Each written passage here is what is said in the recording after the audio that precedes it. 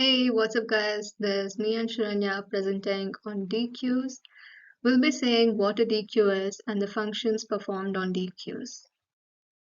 What is a DQ? A DQ is short for double-ended queues. It is a linear data structure that allows insertion and deletion of elements from both ends. So, in a typical linear queue, insertion happens at rear end and deletion happens at the front end. But in a DQ, we can insert and delete elements from both ends. That's the advantage of DQs over normal linear queues. So let's see what are the functions on DQs. And insertion at rear end. To insert an element at rear end, we first have to check if a queue is full. If a queue is full, then we cannot insert elements. If the queue is not full, then we first increment the position of rear and then insert the element at the incremented position. We will see the codes for it. So there's a code. We are first checking if the queue is full. For that, we are checking if the rear is equal to size minus 1. Suppose say the size of the queue is 5, and if this queue here was pointing at, if the rear of this DQ was pointing at fourth index, then we could have said that queue is full and we cannot insert the element. But we have two more spaces left in the queue, so we increment the rear position and add an element here. That is how we normally insert elements at rear. Let's see about deletion.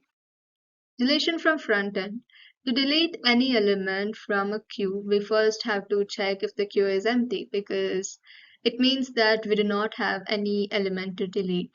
And if it is empty, then we just skip through the loop. And if it is not empty, then we get the element in the current position of front and then we increment the index value of front, saying that the previous element is deleted.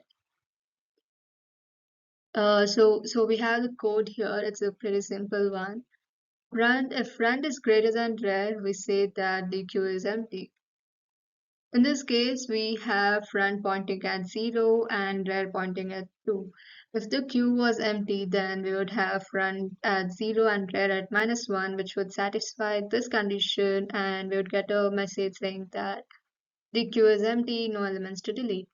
So in this case, it is not empty, and we are deleting the element 7 from the front.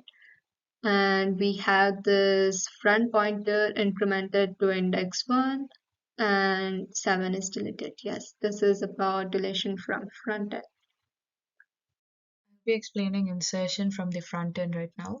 First, you have to check if the double-ended queue is full. If it has maximum capacity, then you cannot insert any more elements to it.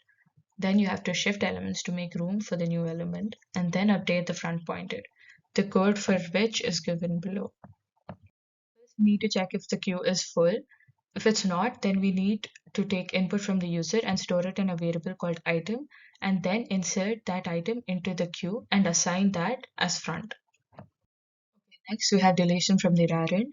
The three steps are you have to check if the double-ended queue is empty because if it is empty, there's nothing to delete.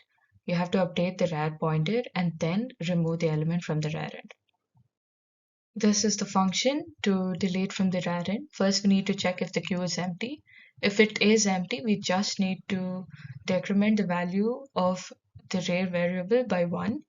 As you can see, we've decremented the value of rear from array position 2 to array position 1, and therefore the element 1 has been deleted. Thank you.